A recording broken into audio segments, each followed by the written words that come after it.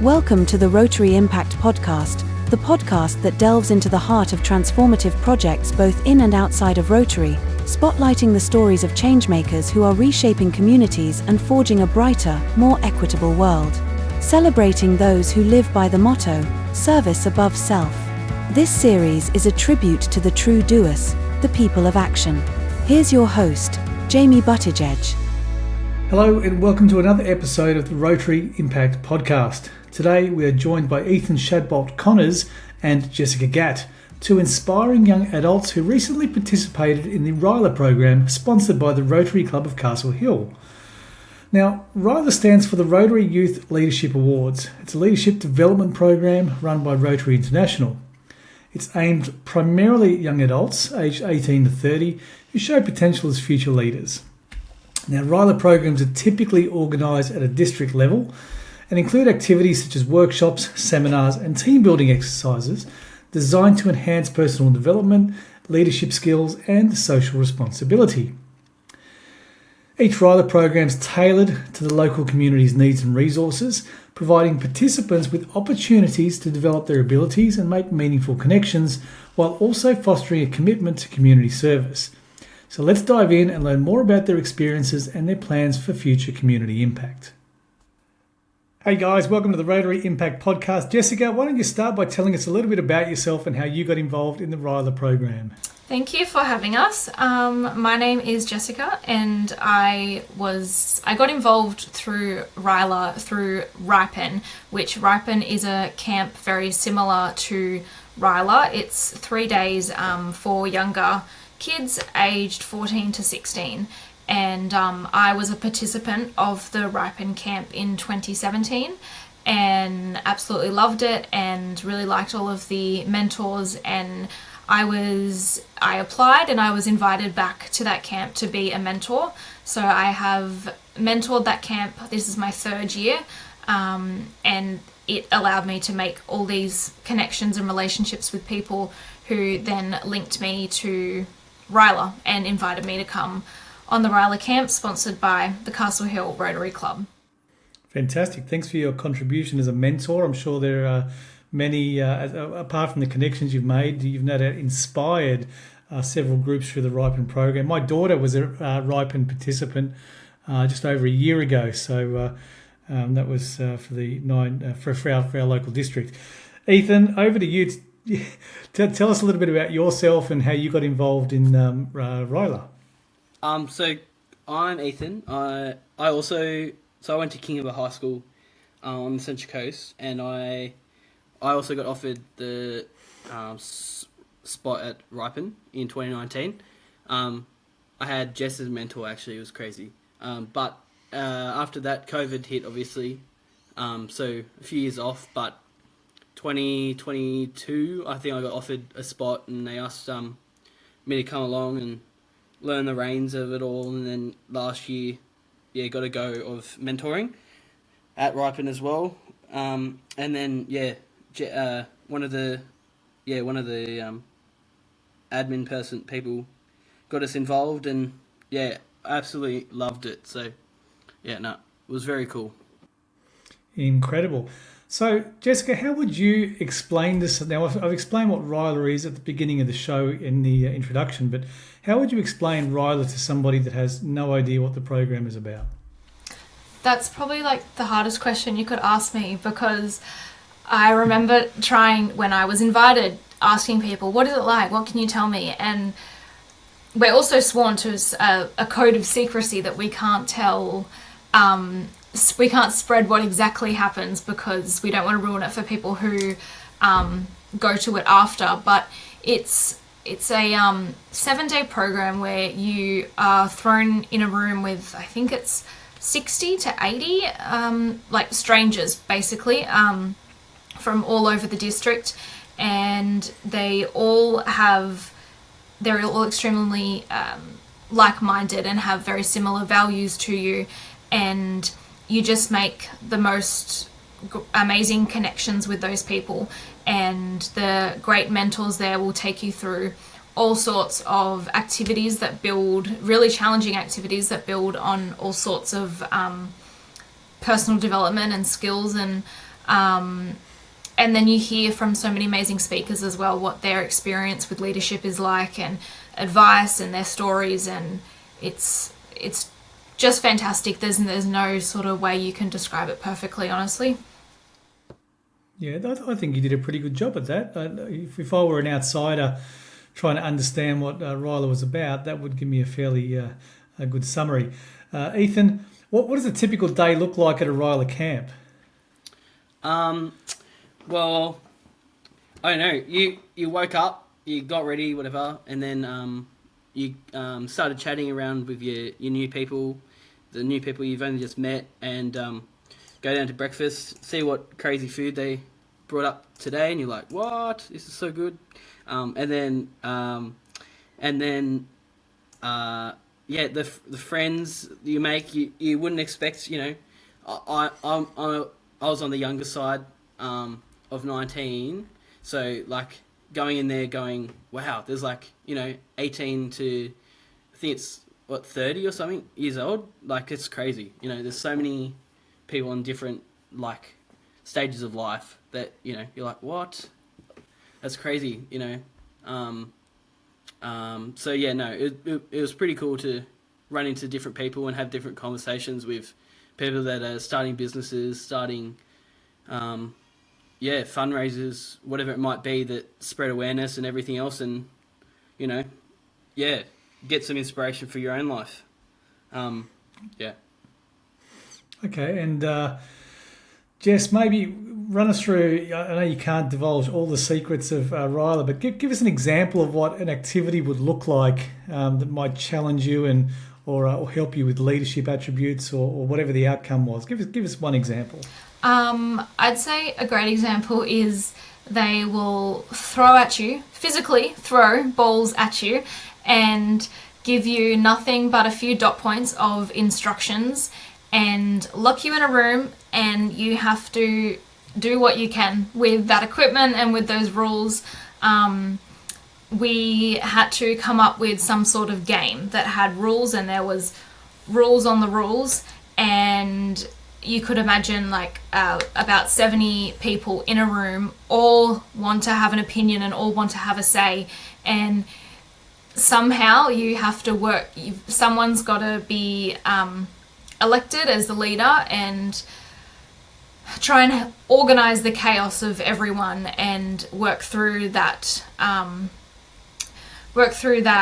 challenge. And I think the beauty of hindsight, wow, you can look at that and analyze every part of it, but when you're in the moment and you don't really have any instructions, no one is helping you, it's just a room full of people with all different opinions, and it's really challenging in terms of patience and understanding, and then you want to be heard as well. So that was definitely one of the best challenges and activities that we did.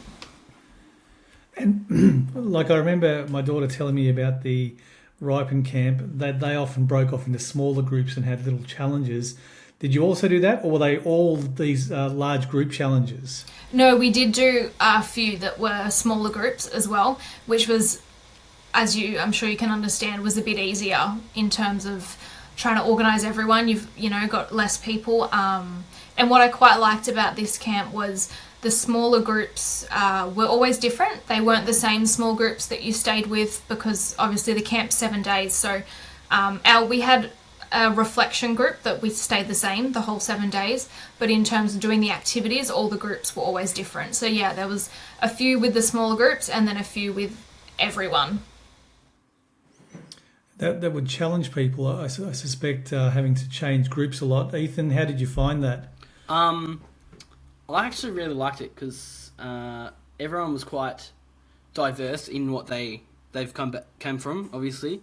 You had one that was a teacher, you had one that, I don't know, did a lot of skiing, or they had experience in this, or, they had a brain for leading. And it was really cool to see everyone start to there were obviously sometimes you were like, just let me do it, or, just try and take the reins. But it was also really cool. I liked to step back and not watch, but see from the side what everyone else would think so then I could, not overcrowd, but push people from the back to also help and whatever.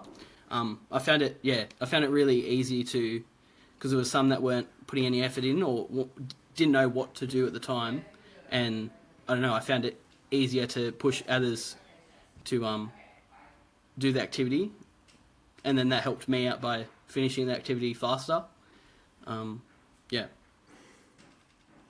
It's interesting, and I'm glad you mentioned that. Often people of any age confuse leadership. They believe that leadership is bestowed upon them when they're given some sort of title or responsibility. But you said there you took a step back and effectively led from behind, or led from a different way. And you can have influence in any group, and that was a wonderful outcome. Jessica, that big group that you were talking about, the one where you were given the balls, put in a room with 70 people. What's one thing you learnt about human psychology out of that? Oh my gosh, I don't know what's a takeaway for you? I think what you mentioned, you used the exact words, leading from behind. We really were, especially in that exercise, we were really shown the importance of that and how beneficial that can be. And me personally, that's the role I took. I thought, no, there's too many people that just have a louder voice than me, that have more of an opinion than me, and they really want to, be up there, be leading. And I thought, no, me trying to do the same is not going to help. So I'm going to lead from the back, and I'm just going to observe and participate and help where I can in smaller groups, whether that be walking around and speaking to people individually. Hey, this is what we're doing.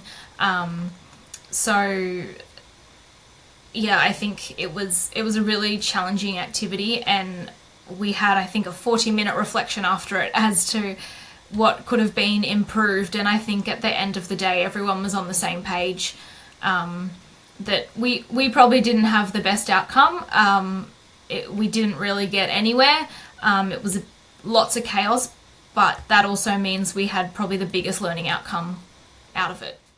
So in hindsight, or in that reflection, what's one thing that you guys would do differently, Ethan? How would you approach that problem next time if you were thrown into that room again? Well, I'll be completely honest. I didn't really help in that activity. I know exactly the one she's talking about. So the mentors go crazy in this one activity, and I found it hilarious. And so I don't know, I could see so many people doing stuff, so I just thought, I'll wait and do nothing for the time being. So then I just mucked around and joined in with the mentors and just threw the balls everywhere. So didn't help. But then on second thought, I realised after, you're like, that reflection was a major, especially your Rotary Club pays so much money for these experiences, and I felt like I was really after that debrief, I really went, whoa, I've just spent 50 minutes mucking around, and I could have been learning to push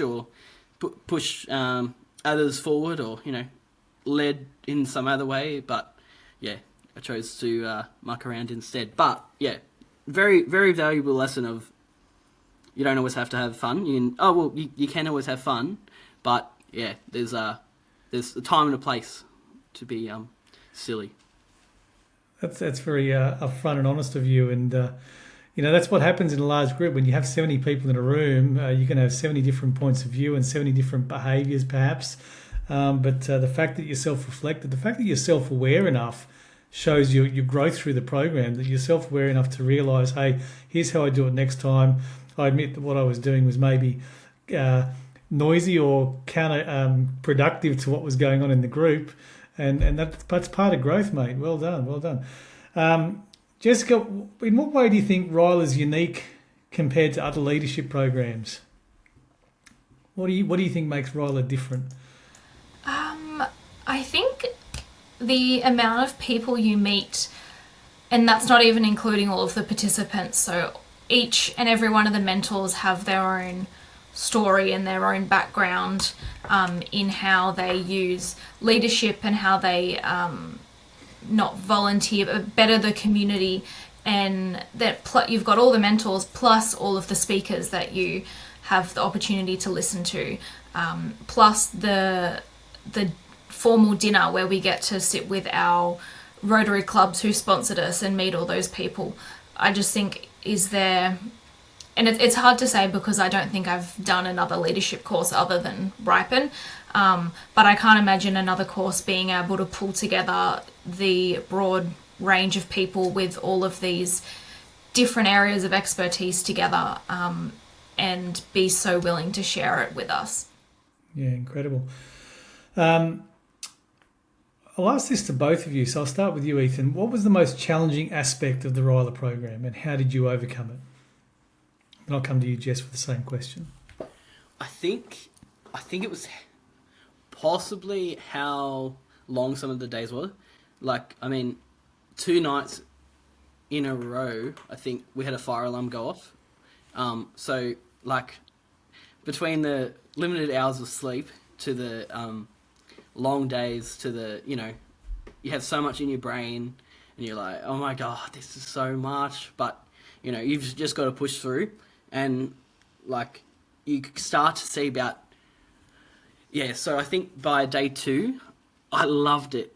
But then day 3, we had, that crazy RYLA ball. And it absolutely shook me. Like, I was, my head was spinning with how, like, crazy everyone got in, and the reflection had, absolutely obliterated me. But by day 4, I was like, you know what? This is a learning experience. Yeah, you push through, and there's an outcome at the end. So, very tiring in the middle, but now looking at it, 3 months later, you're like, wow, like it's such a good experience. But very good. And Jess, how about you? What was the most challenging aspect for you, and if you can reflect on how you might overcome that, or how you did overcome it? I think the most challenging aspect for me would be you underestimate the effects of spending 7 days with so many people, and it's nearly 24/7 that you're with those people. It's not, a 9 to 5 where you come and then you go home and you can rest and recharge. And personally, I would call myself an introvert. I do love being social, but I need that time to myself to recharge and gather my thoughts and, have that downtime. So I think I really struggled with after about the second day. I was like, okay, there's a lot going on, and you're doing so much self-development yourself, working on yourself, and you're trying to process everything that's happening. So I think that's really hard, but I think the camp wouldn't be the same if it was a sort of 9 to 5 program where you go home and come back. I think it's what Ethan said about the fire alarm. We were so sleep deprived because our sleep had been messed up, and reflections went really late. So it's like you're thrown with all these other aspects, and it is really challenging. But I think that forces you to make the most out of the program and forces the change and the growth, and well put. Earlier, I'll stay with you, Jess, for the minute. You mentioned there are speakers that come, so there are lots of sessions where you listen to, I assume, leadership speakers. What is there one that stood out to you? Like, what was their topic, or what did you take away from one of those? But don't give us. Again, we don't want to give away too much to the audience, but we do want to give our listeners and our members some sort of insight as to what you guys learned from that. Before it slips my mind, I will tell you, I do have some speakers, but before it slips my mind, I have a quote that my mentor in my reflection group told me, and I remembered it straight away, and I wrote it in my notes in my phone. And it's, when a situation is happening that you don't agree with, that is making you angry, ask yourself 3 questions. Can you control it? No. Can you influence it? No. Then is it worth your time? And I think those three questions to ask yourself when you're dealing with a challenge in life can be really, really beneficial and a way to put things into perspective. There's no point in stressing over it if you can't control it, but is there something you can do to influence it, and so on. But in terms of speakers, I think one that stood out to me was, her name was Rebecca. I can't think of her last name, but it was quite a long speech, maybe 2 or 3 hours. There was activities in between, and she broke our leadership style. It was actually broken up into 4 different categories, and they were, she classified them as birds. There was an eagle, a dove, a peacock, and an owl, and each one had different characteristics, and we had to do this sort of quiz where we reflected on our own leadership style and how would we act in a certain situation. And you do that whole quiz, and it has basically a formula, and it spits out what bird you are. And we were learning about our bird, which is ourself, and our characters, and how what are our strengths and weaknesses. And when we are put into a group, how can you utilize your strengths and work with other people who might not have the same strengths, but the balance, if their strength is your weakness, and work together to achieve the best outcome. Incredible. Great and interesting insight. And thank you for sharing the insight from your mentor, because the mentors play such an important role in the facilitation of these events, and they're also, giving their time freely to, conduct events like this. So hats off to our wonderful mentors. And you guys are mentoring in Ripen as well. So I've got a question here to ask, which is, how has participating in RYLA influenced your views on community service and leadership? But you guys are already doing that. You're already impacting and giving your time to participants of Ripen, which is fantastic. So I'm going to ask a different question. Well, actually, before I do that, I'll ask Ethan about was there a speaker that resonated with you before I move on? I don't know her name, but she was a constable in the drug unit. One of the police officers. She was incredible. She's a policewoman in the police force. Sorry.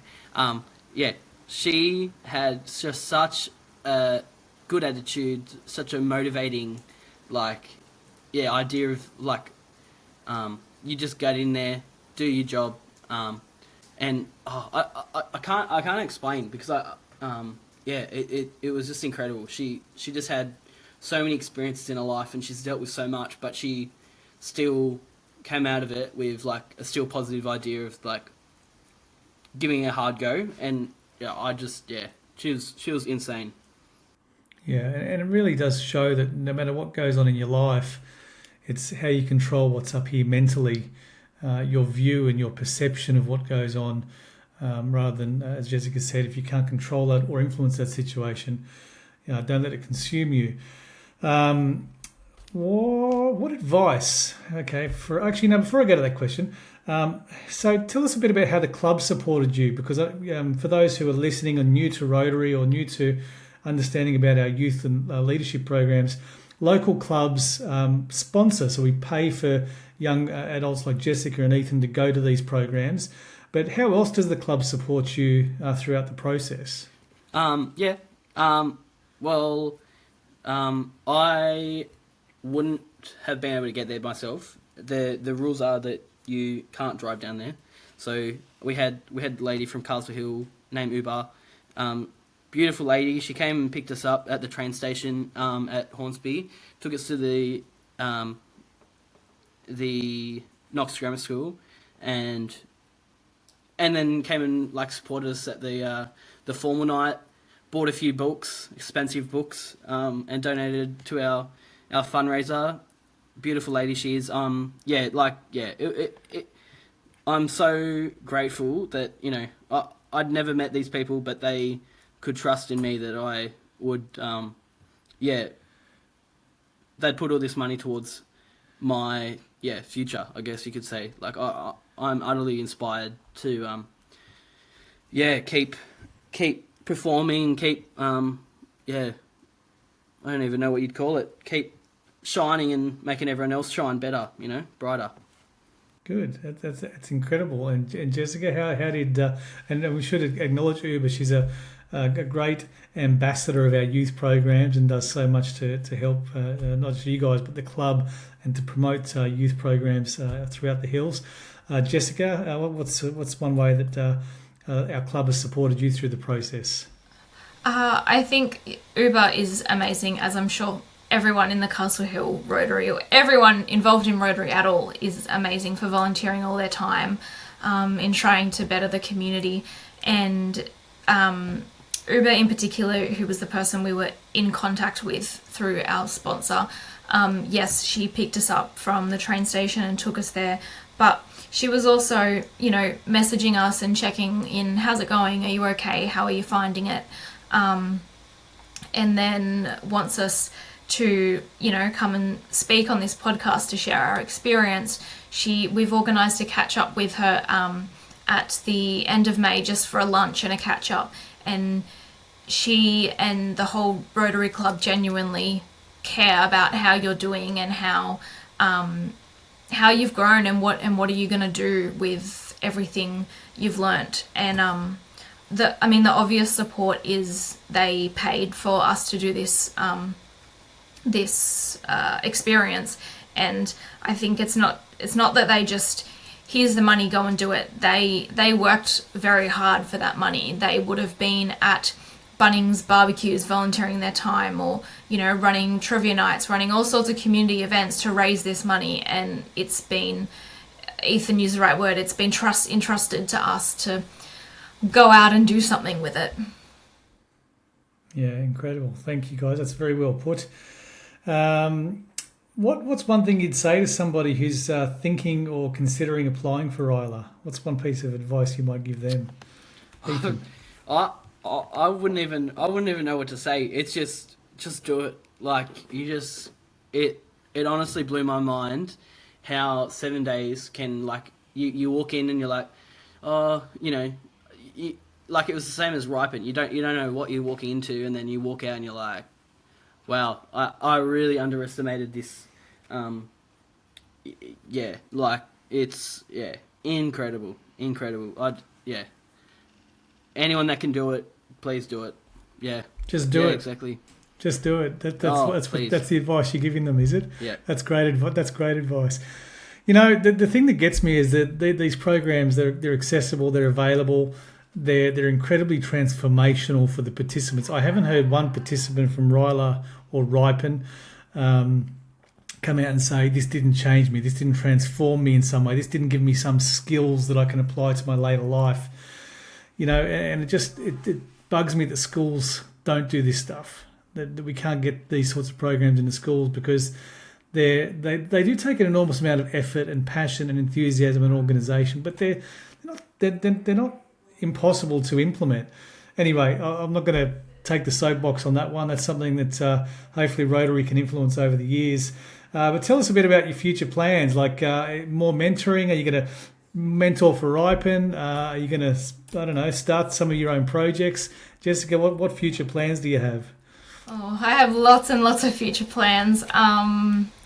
But I guess one that's more current, obviously Ethan and I mentor Ripen, and I'll continue to do that for as long as we can. And I think doing RYLA obviously expanded my tool set on how I can help be a better mentor, but also how important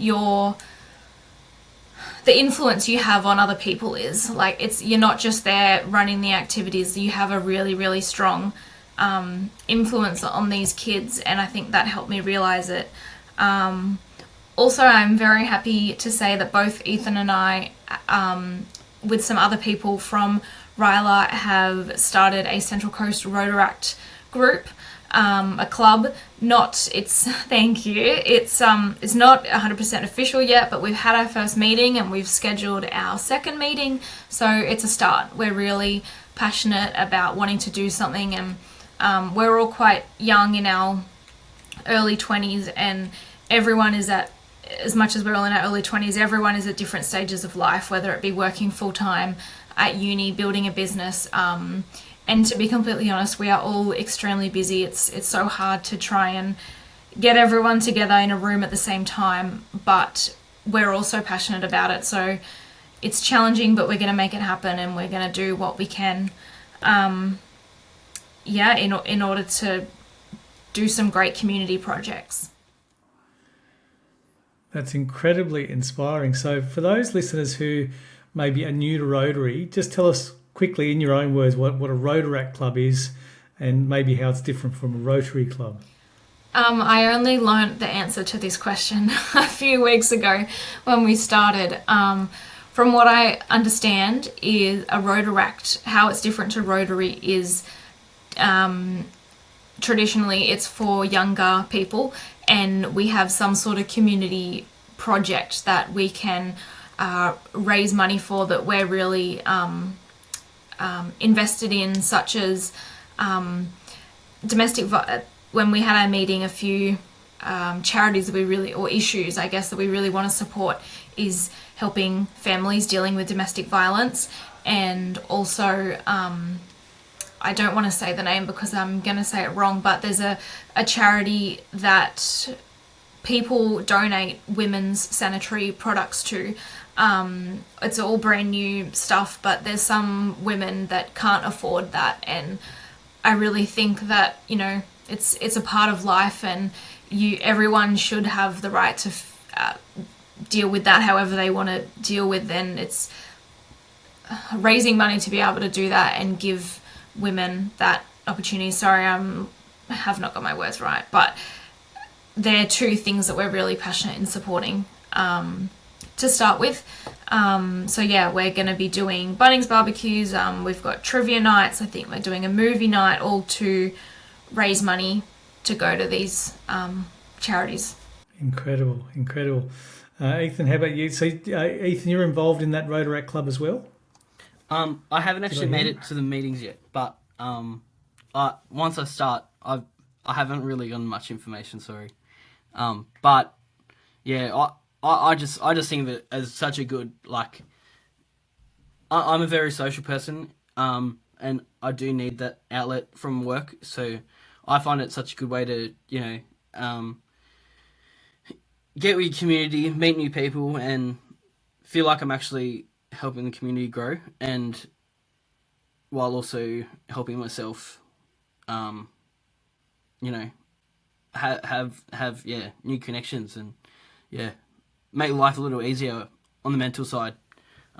So yeah, no, it's a good thing to have. It certainly is, and well put, guys. We'll stop there because you've really inspired me, and I want to, for anyone that not that doubts, but is unsure about the transformative impact of programs like Ripen, because that's for 16 to 18-year-olds. Is that about right? 14 to 16. 14 to 16, and then they move on to RYLA, which is what we're talking about today. You guys are then, and what I'm trying to paint here for our members and our listeners, the path that you guys have actually taken. If there's no better example, and I'm so glad we've had this conversation today, to go from Ripen to RYLA to mentoring within Ripen and maybe RYLA one day, to setting up, establishing your own Rotaract club, talking about the impact that you guys want to make. Like, talk about the ripple effect, you know, like just, you know, one or two people getting together, and well, more than that, of course, there were 70 participants at your recent program, but this beautiful path you've taken makes me so proud, and I think our members will be very, very proud of you guys. In closing, is there anything that you want to add or say to our members before we close off today's call? Just be ready. Just be ready for a good time. I think we are truly so grateful, especially to Castle Hill Rotary for sponsoring us to do this, and to all of our Ripen connections that made it happen and pushed us to doing it. I remember when the idea was brought up in June last year, and I was like, yeah, that would be cool, but I don't know. And I can't imagine if I didn't go and do that and I missed out on this amazing opportunity. Like, if you get the chance to go to RYLA, if you're invited, don't second guess it, just go and do it, because what's the worst that's going to happen? And I promise you, it will change your life in some aspect. Well put, Jessica. Ethan, thank you both for your time today. Very generous of you, and thank you for sharing your experiences with our members, but also the broader Rotary and community. Thanks again, and bye for now. Thank you for having us, Jamie. Thank you. Cheers. And that wraps up another inspiring episode of the Rotary Impact Podcast. A heartfelt thank you to our supporters, the Rotary Club of Castle Hill, and Skill Samurai, Coding, Maths and STEM Academy, for their commitment to fostering positive change and empowering the next generation. If you've been inspired by today's episode, or if you have a project or know a Rotary Club that's making an impact in your community, we'd love to hear from you. Your story could be the spark that ignites a movement, or the encouragement that someone needs to take that first step towards making a difference. Until next time, keep pushing boundaries, keep innovating, and keep living by the motto of service above self. Thank you for joining us on the Rotary Impact Podcast.